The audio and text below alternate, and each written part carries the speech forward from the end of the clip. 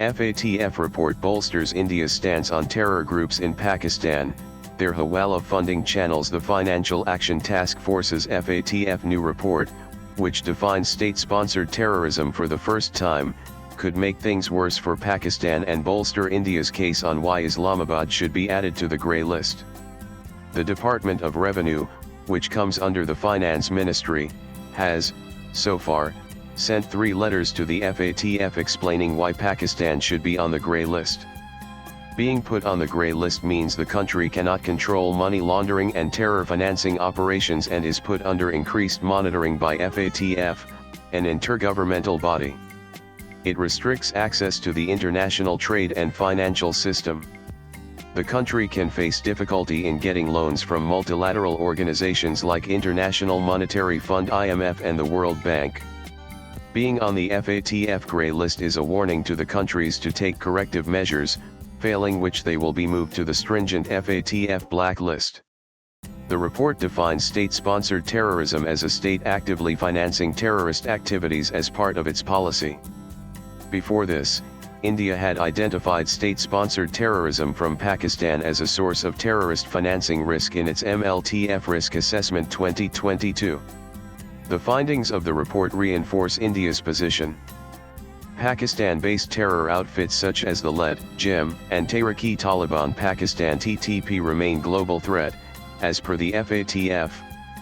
The report also highlights the funding patterns of LED and JIM, which are among the UNSC-designated terror groups operating with transnational networks. The TTP continues to exploit porous borders and tribal zones for fundraising and arms movement, it states. The FATF report has flagged state sponsorship of terrorism as a continuing global threat, implicitly indicts rogue support systems. The report states that Pakistan-linked terror groups exploit informal cash systems such as Hawala, charities, and digital platforms to move funds.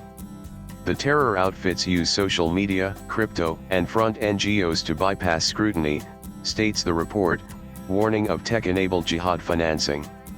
As FATF urges for stricter enforcement on countries tolerating or sponsoring terrorism, the Finance Ministry and government hope that international pressure will mount. Sources say that India will raise Pakistan's continued harboring of unsanctioned groups on global forums.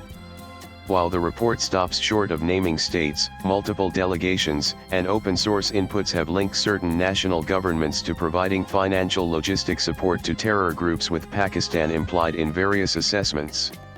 Swipe left for next video. Groups not designated by the UN but supported by states can operate freely in alternate jurisdictions and store or raise funds more easily.